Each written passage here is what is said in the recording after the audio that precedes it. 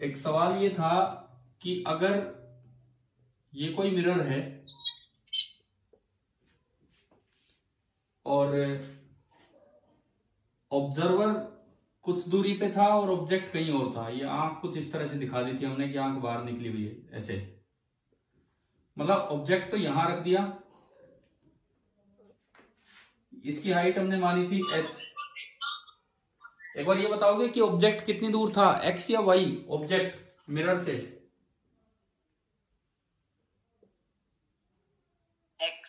x and observer था, observer जो था वो y डिस्टेंस दूर था। ये था, ये आंख है जहां आपको ये चीज देखनी है, ये ऑब्जेक्ट पूरा देखना है। तो कुछ बच्चों ने सही करके भेजा भी था मुझे। सबसे पहली बात, इसकी इमेज बना लो। मान लो ये ए बी है, तो बिल्कुल इतनी ही दूर x डिस्टेंस आगे चल के इसकी इमेज बनेगी। इसी हाइट पे x डिस्टेंस आगे हम गए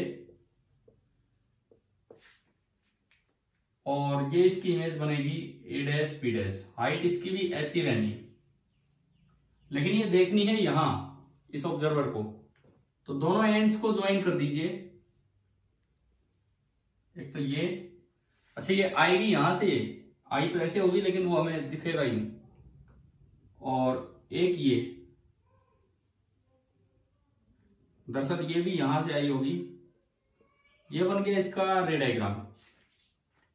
अब मुझे ये मिरर की हाइट चाहिए, ये मिरर की हाइट, सपोज मैं इसको h डैश बोल देता हूं, ये चाहिए था कि मिनिमम हाइट रिक्वायर्ड। तो अगेन ये जो दो ट्राइंगल है इसको मैं O बोलता हूं, ये C ये D। Triangle OCD is similar to triangle OA dash B dash. बताइए ये आ गया समझ में? Triangle OCD is similar to triangle OA dash B dash. ठीक है, तो ये लेंथ छोटी ट्राइंगल की Y परपेंडिकुलर लेंथ और बड़ी ट्राइंगल की x प्लस वाई। छोटी ट्राइंगल में h डैश और बड़ी ट्राइंगल में h। तो यहां से मेरा h डैश आ गया y upon x plus y into h. और मैंने उस दिन कहा था कि आप कंफर्म कर सकते हैं अपने आप कि अगर y बराबर x हो तो हाइट h/2 आनी चाहिए। तो अगर y की जगह x रखेंगे इसके अंदर, if y is equal to x/2, ना sorry, if y is equal to x, then वही रिजल्ट आ रहा है जो उस दिन आया था, h dash is equal to h/2। ये बताओ भाई कितने बच्चों ने कर लिया था अपने आप सही? Yes sir. आ गया था नहीं आंसर? कुछ बच्चों का तो आया होगा जिस भी तरह से आया। अच्छा दूसरी बात सुनो, मुझे रोज ये मैसेज डालने की जरूरत नहीं है कि 5 बजे आपकी क्लास होगी, क्योंकि आपका जो टाइम टेबल है उसके अकॉर्डिंग हमारी क्लास हो रही। मैं 5 से जस्ट पहले बस लिंक डाल दूंगा क्लास का, तो आप इस क्लास के टाइम पे अपने आप आ जाया कीजिए। अगर किसी बच्चे की मिस हो जाती है क्लास तो सेम क्लास रिपीट होती है दोबारा 6:45 पे। अगर कोई मिस कर देता है, ये F1 के लिए, वो बाकी 2 सेक्शंस के लिए है। बाकी अपने सेक्शन के अकॉर्डिंग ही आप अटेंड कीजिए। अच्छा अब ये देखो, एक थिक प्लेन मिरर जो होता है, असल में प्लेन मिरर कैसा होता है थोड़ा उस पर हम नजर डालें। कुछ तो थिकनेस रहेगी ही, कोई भी प्लेन मिरर हो उसकी असल में कुछ तो थिकनेस होगी। सपोज ये एक प्लेन मिरर है, कुछ तो थिकनेस रहती है प्रैक्टिकल मिरर की। उसकी एक साइड कर दी जाती है पॉलिश, दिस इज सिल्वर्ड और पॉलिश्ड साइड। तो असल में ये जो पार्ट है ये तो ओपेक है, ये पार्ट तो ओपेक होगा, परंतु ये जो अंदर वाला पार्ट है ये आपका ट्रांसपेरेंट होगा। अंदर वाला पार्ट ट्रांसपेरेंट होगा। अब देखो कोई लाइट आई कहीं से, नॉर्मल के साथ इसका जो एंगल ऑफ इंसिडेंस है दैट इज आई। प्रैक्टिकली क्या होता है, कुछ पार्ट तो फर्स्ट सरफेस से ही रिफ्लेक्ट हो जाता है लाइट का, लेकिन ये बताओ जस्ट इसके बाद ट्रांसपेरेंट है कि ओपेक है? जस्ट इसके बाद इधर एयर है, ये ग्लास है, तो एयर से जब लाइट एंटर कर रही है तो बताओ ट्रांसपेरेंट पार्ट है पहले कि ओपेक पार्ट है? ट्रांसपेरेंट है, तो इस वजह से ज्यादातर पार्ट इसका अंदर चला जाता है, तो यहां कुछ रिफ्रैक्शन होगा जो हम आगे पढ़ेंगे।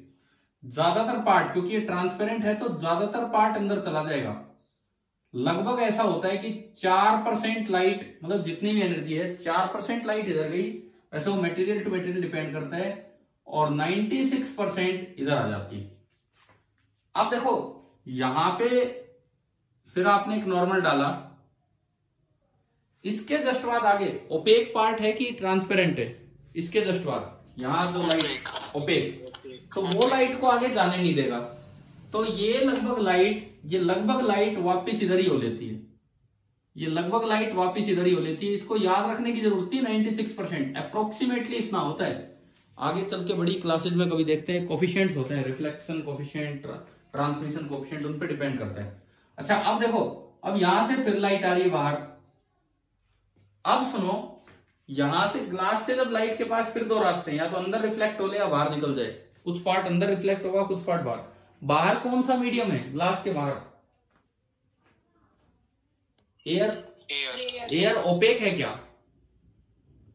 No sir. तो इसलिए ज्यादातर एयर ओपेक नहीं है, इसलिए ज्यादातर पार्ट बाहर चला जाता है, ज्यादातर पार्ट इसका बाहर चला जाएगा। हो सकता है कि 92% के आसपास बाहर चला जाए, और कुछ पार्ट ये अंदर रह गया, लगभग 4%। लेकिन इतना भी नहीं है कि पूरा पूरा ऐसे या तो बाहर गया अंदर, कुछ पार्ट मटेरियल एब्जॉर्ब भी करता रहता है। हो सकता है कि यहां तक आते आते 1% लाइट एब्जॉर्ब भी हो चुकी हो।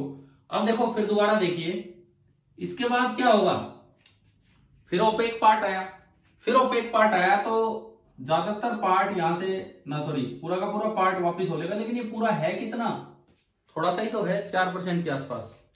और अब ये पार्ट यहां से बाहर हो लिया, जितना भी था हो सकता है 3% बाहर चला गया हो, 1% अंदर रह गया या एब्जॉर्ब हो गया।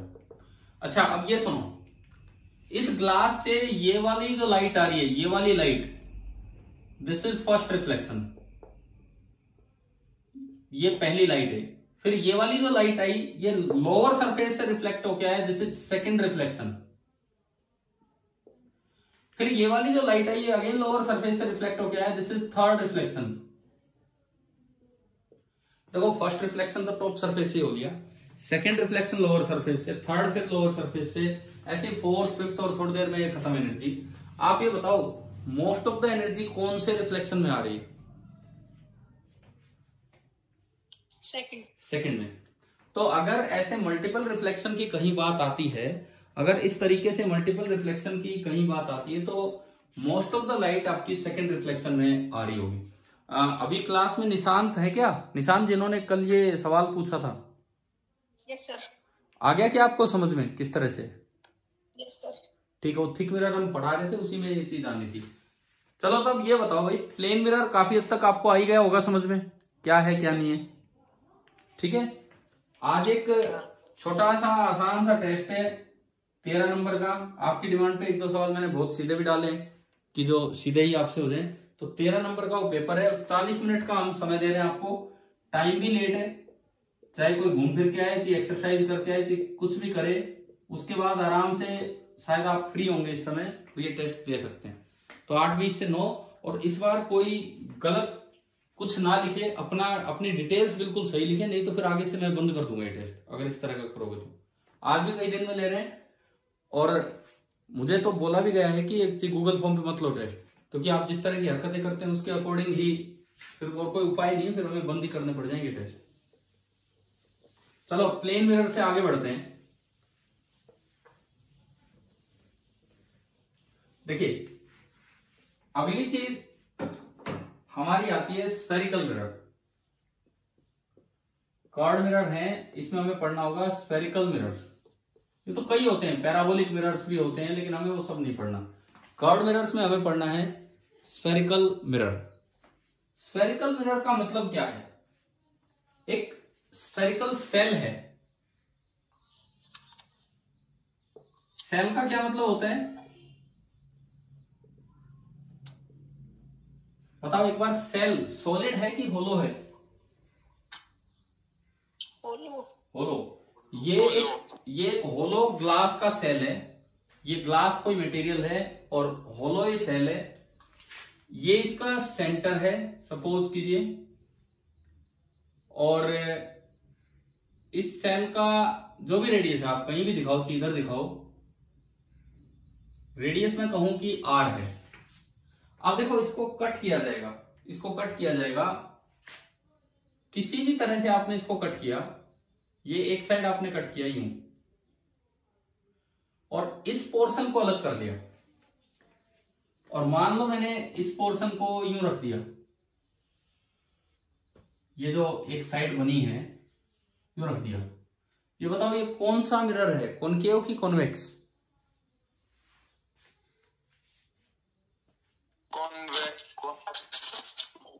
कॉन्वेक्स।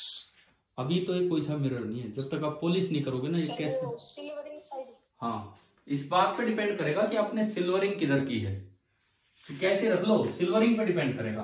अगर आपने सिल्वरिंग इस साइड की है, अगर आपने सिल्वरिंग इस साइड की है उधर की तरफ, और ये वाली साइड इधर छोड़ दिए, तो इसको बोल देते हैं कि ये कौन सा मिरर है, कॉन्वेक्स मिरर। ठीक है। और अगर आपने सिल्वरिंग इस साइड की है, मैं अभी बनाता हूं इसको दोबारा, यूं रख के और सिल्वरिंग इधर की तरफ कर दिए, तो अब जो मिरर बनेगा दिस इज कॉनकेव मिरर। अच्छा निशांत, ये बताओ, आपने कल 2-3 सवाल मुझसे कैमरा के बारे में पूछे थे, क्या किसी एनटीएससी पेपर में आया है क्या कैमरा पे कोई question? Nishant, yes sir.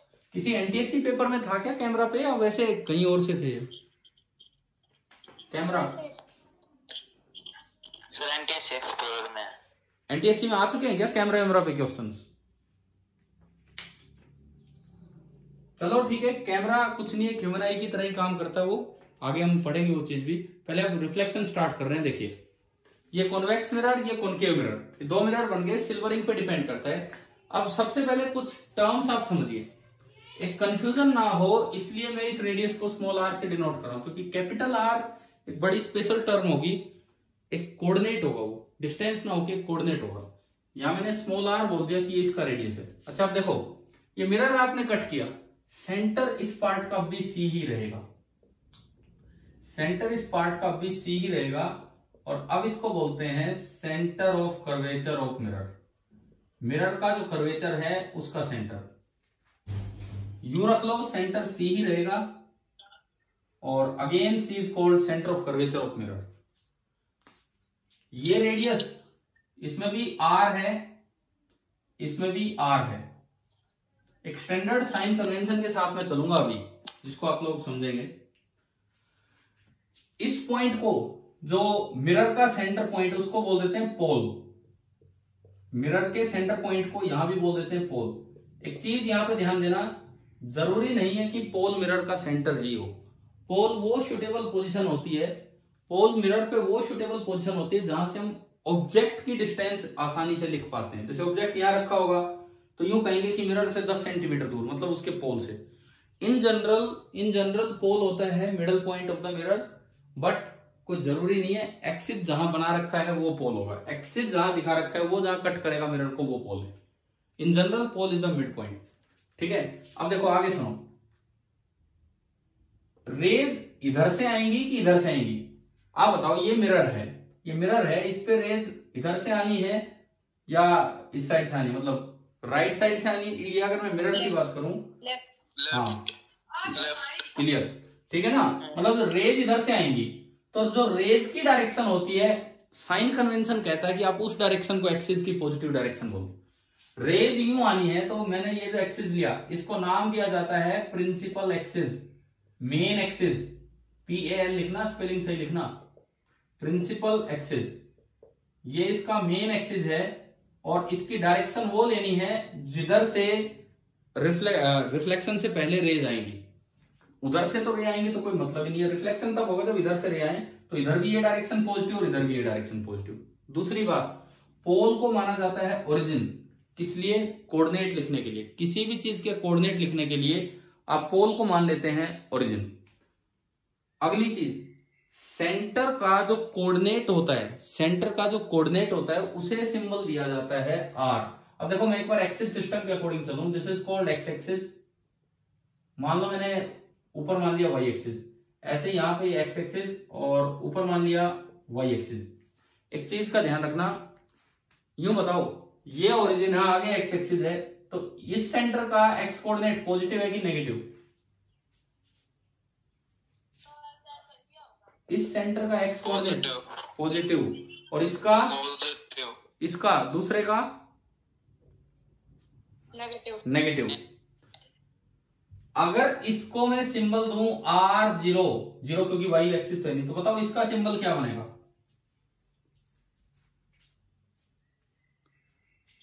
Minus R. नहीं, अब पता है, नहीं, अब इसी बात पे ध्यान दो, इसीलिए मैं आपसे पूछ रहा हूं। आर वैल्यू नहीं है, आर सिंबल है। R is the position of centre of curvature. Position मतलब आपको कोऑर्डिनेट बताना है, it may be positive, it may be negative, इसीलिए मैंने इसको स्मॉल आर से रिप्रेजेंट कर दिया। तो ये लेंथ स्मॉल आर है, ये लेंथ यहां भी स्मॉल आर है, ओरिजिन से आर आगे गए, तो इस पर्टिकुलर केस में तो कैपिटल आर की वैल्यू प्लस आर होगी, और इस पर्टिकुलर केस में कैपिटल आर की वैल्यू माइनस आर होगी। लेकिन जब भी आप इसको सिंबल दें, इसको सेंटर ऑफ कर्वेचर को सिंबल दें, तो हमेशा प्लस का R,0 देना। आर की वैल्यू पॉजिटिव हो चाहे नेगेटिव, वो अलग से बता दी जाएगी। क्या ये पता है? इस ऑप्टिक्स में इसी चीज को समझना बहुत इंपॉर्टेंट है। अभी हम ऑब्जेक्ट की पोजीशन बताएंगे U, इमेज की पोजीशन बताएंगे V, तो सब में ये साइन ही समझना बड़ा इंपॉर्टेंट होगा कि कई बार बच्चे इन्हीं गड़बड़ से ज्यादा सवाल गलत कर जाते हैं। पहली बात बताओ, क्या सेंटर ऑफ कर्वेचर का कोऑर्डिनेट R है? अब R पॉजिटिव हो चाहे नेगेटिव, वो एक अलग बात है। क्या ये बात आ गई है क्या समझ में? यस, ठीक है। दो पॉइंट हम पढ़ चुके हैं, पोल और centre of curvature. Centre of curvature उस मिरर का सेंटर है, सॉरी उस स्फीयर का सेंटर है जहां से आपने मिरर कट किया। पोल मिरर का जनरली तो सेंटर पॉइंट होता है, मिडल पॉइंट होता है, लेकिन अक्सर ऐसा पॉइंट पोल होता है जहां से ऑब्जेक्ट की पोजीशन बताने में आसानी हो। और पोल और सेंटर को ज्वाइन करने वाले एक्सिस को बोल देते हैं principal axis of the mirror. ठीक है। अब इनके अलावा एक दो टर्म्स और डिफाइन होंगे अभी। फोकस वगैरह नाम सुना है? पीछे भी तो ऑप्टिक्स आ चुकी है आपकी 8th तक कभी? Yes sir. Focus, yes sir. Focus का क्या मतलब होता है? यहां पे इस जगह फोकस का क्या मतलब होगा, अब मैं वो आपको समझाता हूं। अच्छा एक चीज ये बताओ, क्या लॉ ऑफ रिफ्लेक्शन वैलिड है कि नहीं? I बराबर R कर्व्ड मिरर पे वैलिड होगा कि नहीं? बिल्कुल होगा। ठीक है, चाहे वो कैसा भी मिरर हो, कैसी भी सरफेस हो, इरेगुलर हो चाहे स्पेकुलर हो। हमने पीछे वर्ड यूज किया था इरेगुलर डिफ्लेक्शन, सॉरी रिफ्लेक्शन।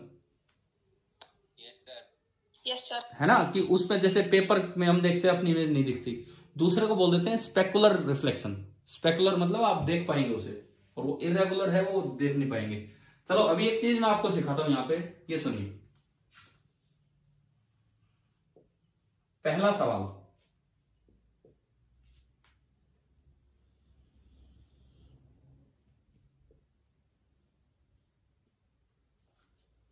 ये प्रिंसिपल एक्सिस है, ये पोल है, ये सेंटर ऑफ कर्वेचर है। ये एक रे डाली parallel to the principal axis, एक रे इंसिडेंट हुई है पैरेलल टू प्रिंसिपल एक्सिस। बताओ कहां से पास होगी? फोकस। अब मैंने फोकस तो कोई पढ़ाया नहीं, अभी क्या होता है सुनो। हमें ये बोला गया है कि ray parallel to principal axis, ray parallel to principal axis is, मैं नीचे लिखता हूं, incident at 60 degree to the mirror, मतलब नॉर्मल के साथ। Find the point on the principal axis, find the point on the principal axis from where तो reflected ray will pass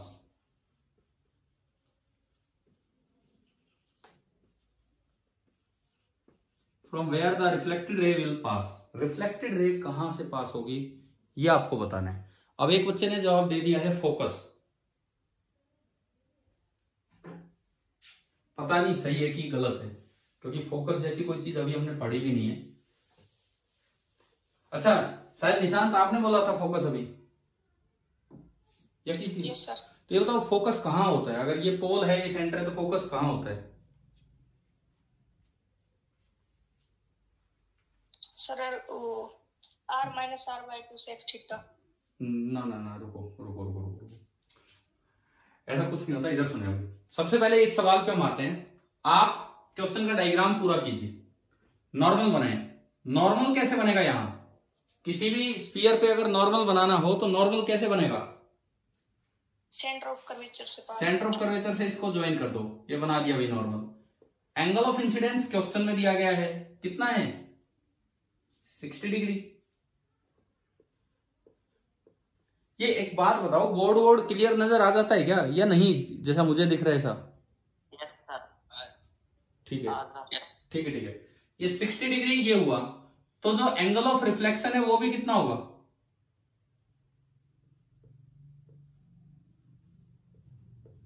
$60 degree होगा ये भी, समझ गए हो? ठीक है। अब सुनो, ये 60, ये भी 60। इसके बाद देखो, बोला है क्वेश्चन में कि ये लाइन प्रिंसिपल एक्सिस के पैरेलल है। अगर ये इसके पैरेलल है और ये ट्रांसवर्सल है, तो ये और ये कौन से एंगल हो गए? ये और ये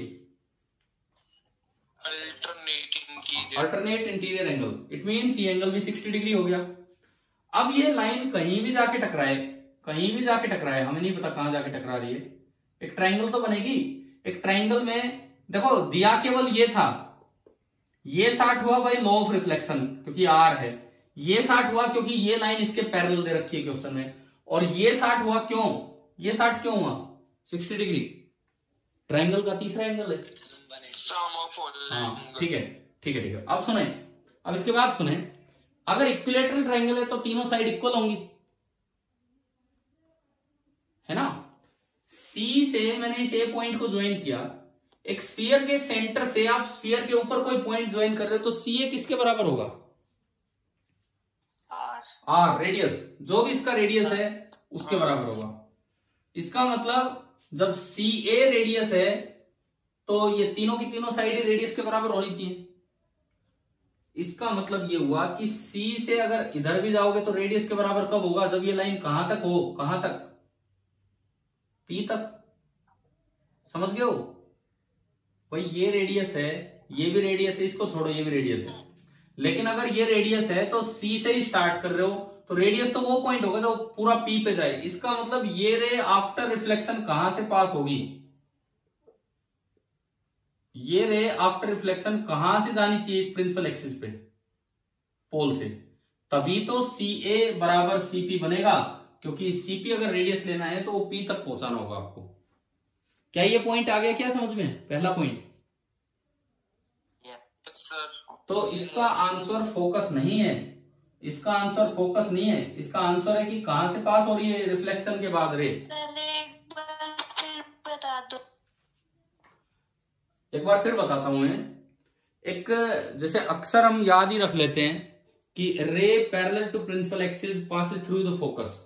फोकस क्या है अभी हम उस पर आए भी नहीं है। एक दो बच्चों ने जवाब भी दिया फोकस, लेकिन ये तो कुछ और ही सवाल बन गया। सवाल ये था कि एक रे है पैरेलल टू प्रिंसिपल एक्सिस इस मिरर पे इंसिडेंट की गई है, पैरेलल टू प्रिंसिपल एक्सिस इस मिरर पे इंसिडेंट की गई है और 60 डिग्री पे वो इंसिडेंट हुई है।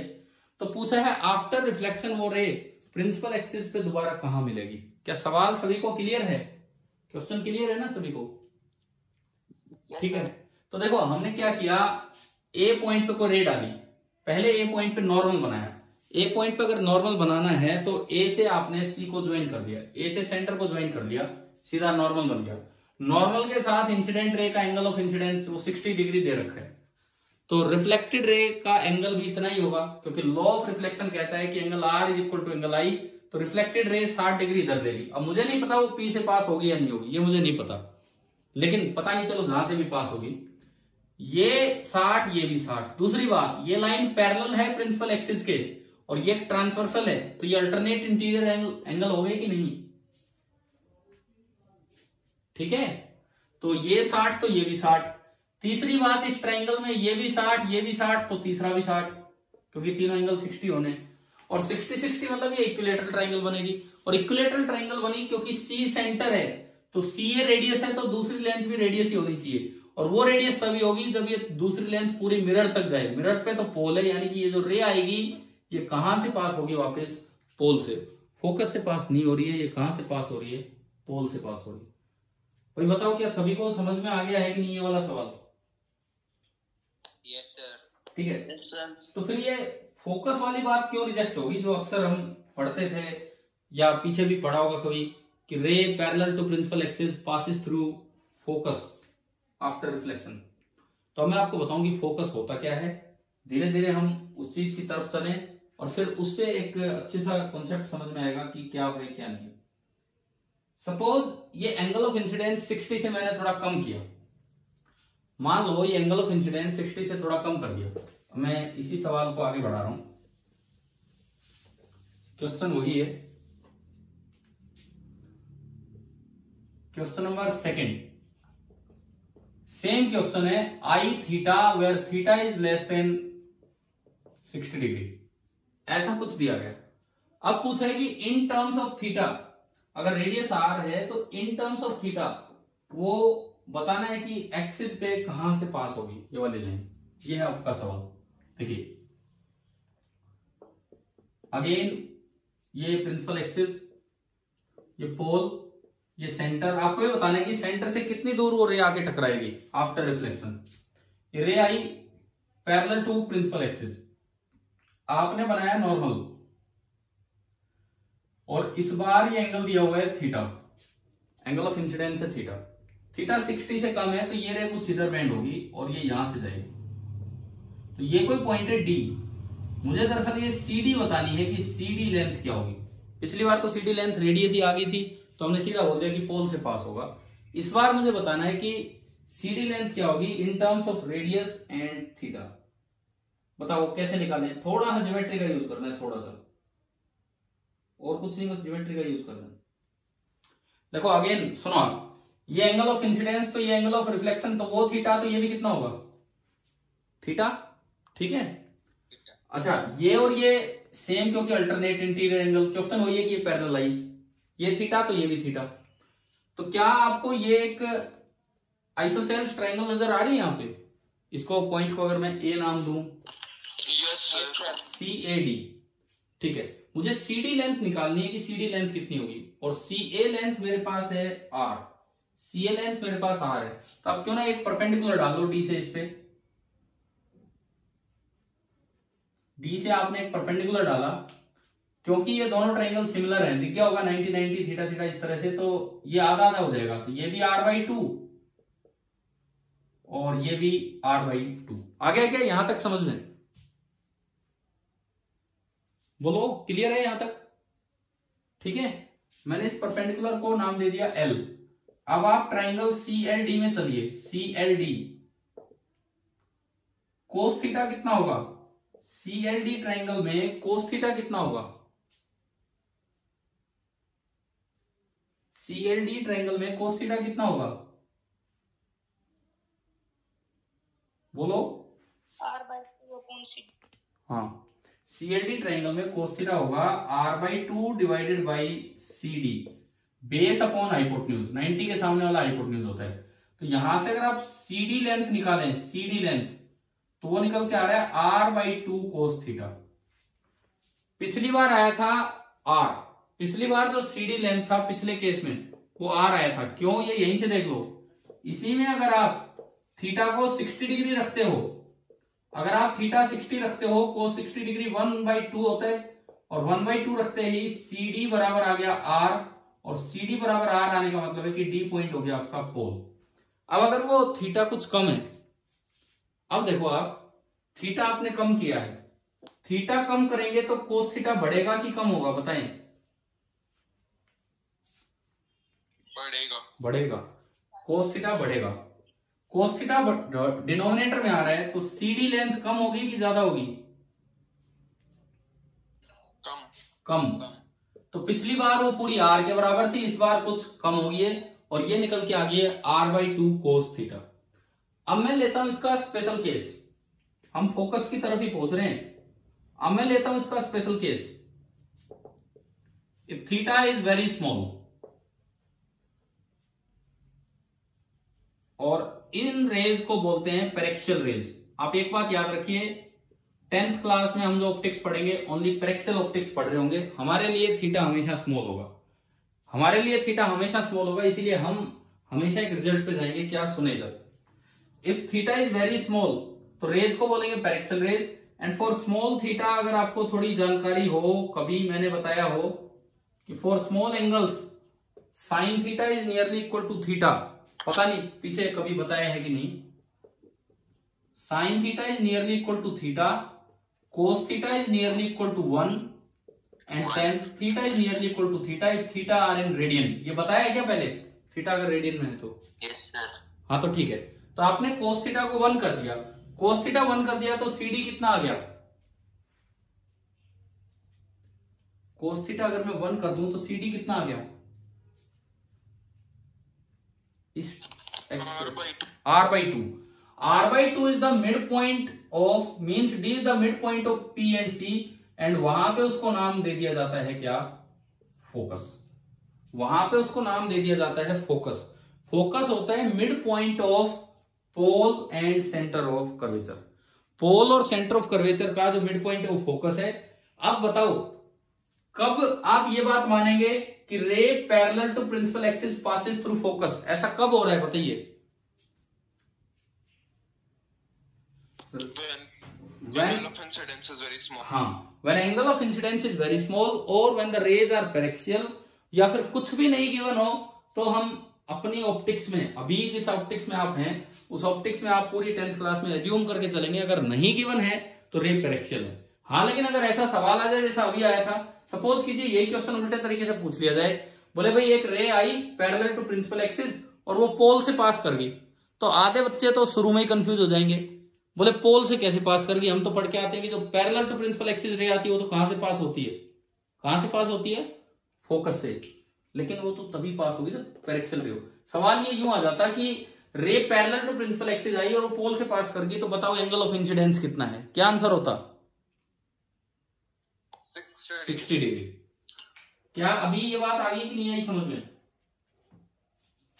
ठीक है। Yes, अब देखो, अब ये जो फोकस है जिसको हम प्रिंसिपल फोकस बोल देते हैं, yes, इसका क्या मतलब है एग्जैक्टली वो हम देखते हैं। ये फोकस समझाने के लिए ही ये पॉइंट्स लिए थे हमने, क्वेश्चंस लिए थे मतलब इस तरह के। देखो स्फेरिकल मिरर स्टार्ट हो चुका है, आज शाम को टेस्ट जरूर देना और फिर आगे अगला जो टेस्ट जब भी होगा वो स्फेरिकल मिरर पे ही होगा। देखिए what do you mean by principal focus या फोकस, इसका क्या मतलब होगा? सिंबल इसको कैपिटल F दे देते हैं और कोऑर्डिनेट देंगे स्मॉल f। फोकस का मतलब ये है, मैं एक बार ले रहा हूं कॉनकेव मिरर, मैंने बोल दिया concave mirror of small aperture, concave mirror of small aperture. एक नया वर्ड मैंने यहां यूज किया अपर्चर। इसका क्या मतलब है? अपर्चर जो मैं वर्ड यहां यूज करके चल रहा हूं, अपर्चर मींस साइज। अपर्चर का मतलब केवल इतना सा है कि भाई साइज क्या होगा। अपर्चर का मतलब सिंपली साइज है और कुछ नहीं है। मैं इसमें पार्टिसिपेंट्स देख रहा हूं 21, मतलब मुझे हटा के 20। मानस ज्वाइन, मानस अब आ रहे भाई। देखिए concave mirror of small aperture मतलब साइज छोटा है। उसका फायदा क्या होगा? साइज छोटा है तो आप अपने आप एज्यूम कर सकते हैं कि रेज आर पैरेक्शियल। चाहे तो रे पैरेक्शियल दे रखी हो चाहे साइज छोटा दे रखा हो, बात एक ही है। अब इसमें क्या होता है, अगर पैरेक्शियल रेज है, अगर स्मॉल अपर्चर है, तो आप पैरेलल टू प्रिंसिपल एक्सिस कितनी भी रे ले लो। देखिए ये सेंटर है, ये पोल है और इसका मिड पॉइंट जो है उसे हम क्या बोल देते हैं? फोकस, या R/2 दूरी। ये पूरी डिस्टेंस आर, लेकिन कोऑर्डिनेट इसका बोलना है कैपिटल आर, इसका बोलना है स्मॉल एफ। अब ये बताओ इस मिरर की फोकल लेंथ पॉजिटिव है कि नेगेटिव, कॉनकेव मिरर की? नेगेटिव। नेगेटिव, क्योंकि इधर है फोकल लेंथ होगी -r/2, तो कॉनकेव मिरर की फोकल लेंथ नेगेटिव है। अब देखो फोकस क्यों बोलते हैं, फोकस मतलब एक जगह जाके केंद्रित होना। अब ये इतना छोटा मिरर है, हम बड़ा दिखाते हैं लेकिन ये इतना छोटा मिरर है कि जितनी भी रेज आ रही होंगी उन सबका एंगल ऑफ इंसिडेंस हम बहुत छोटा मानेंगे, हम एज्यूम करेंगे इतना बड़ा है नहीं, ये तो हम डायग्राम में दिखा रहे हैं। तो ये सारी की सारी रेज ऑलमोस्ट एक ही पॉइंट से पास होती है। ऑलमोस्ट मैं वर्ड यूज कर रहा हूं, ऑलमोस्ट एक ही पॉइंट से पास होती है। तो ऐसा लगता है जैसे ये रे यहां आके फोकस होगी। फोकस होने का मतलब समझते हो ना, एक जगह केंद्रित होना। तो ये रेज यूं लगती है कि यहां आके फोकस होती जा रही है। जितनी भी आप रेज डालोगे, अगर ये मिरर छोटे अपर्चर का है तो इसीलिए इस पॉइंट को नाम दिया गया फोकस। अच्छा, अगर ये मिरर बड़े अपर्चर का होता, बहुत बड़े अपर्चर का, तो जैसे जैसे रे ऊपर जाती वो पैरेक्सल रे नहीं रहती, और अब वो रे थोड़ा इधर से चली जाती। और अगर आप इतनी ऊपर चले जाते कि एंगल 60 डिग्री हो जाता, 60 डिग्री, तो वो रे कहां से पास हो जाती जाके? पोल से। क्या अभी आया समझ में वो फोकस वाली बात क्या थी? ठीक है ना?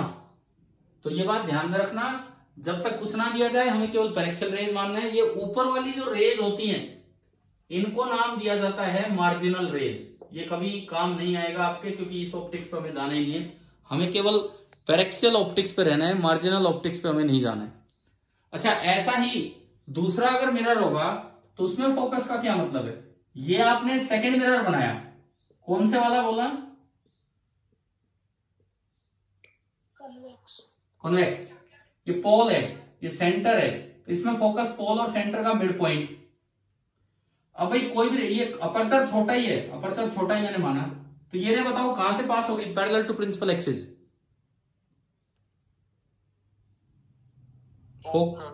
फोकस से क्या है मतलब? ये मिरर फोड़ के निकल जाएगी इधर, ये मिरर फोड़ के नहीं निकलेगी, ये बाहर जाएगी, लेकिन इस तरह जाएगी कि जैसे फोकस से पास हो रही हो। यूं लोगे, ये भी यूं जाएगी जैसे फोकस से पास हो रही हो। अब अगर अपर्चर छोटा है तो चाहे कहीं तक की रे ले लो, वो सारी ऑलमोस्ट फोकस से पास होगी, तो इसलिए ये वाला फोकस यहां पे हो जाएगा। तो ये बताओ इस मिरर की फोकल लेंथ पॉजिटिव है कि नेगेटिव है? पॉजिटिव। और एक आखिरी बात बता रहा हूं, मीटिंग पूरी होने वाली है। इसने क्या किया? रेज को समेट दिया, जो भी रेज आएंगे एक जगह समेट दिया, इसने रेज को फैला दिया। तो इस मिरर को बोल देते हैं कन्वर्जिंग मिरर, और उस मिरर को बोल देते हैं डाइवर्जिंग मिरर। ये जो आपका कॉनकेव मिरर है, this is also known as converging, क्योंकि ये एक जगह समेट रहा है और वो एक जगह से फैला रहा है, ऐसा निकल रहा है कि भाई यहां से रेज निकलती जा रही है। चले, आज की क्लास में स्फेरिकल मिरर का इंट्रोडक्शन हो गया, क्या इतना समझ में आया? ठीक है, अब शाम को आप टेस्ट देना, आसान टेस्ट है, अच्छे से देना। ठीक है भाई, आगे कल पढ़ते हैं। Thank you.